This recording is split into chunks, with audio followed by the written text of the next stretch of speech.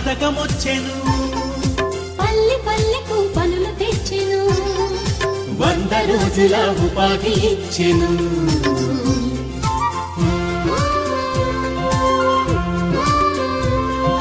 వలసలు ఇకపై వలదని చెప్పెను. పల్లెవాసులకు ధీమానిచ్చెను. కనీస వేతన చట్టం తెచ్చెను.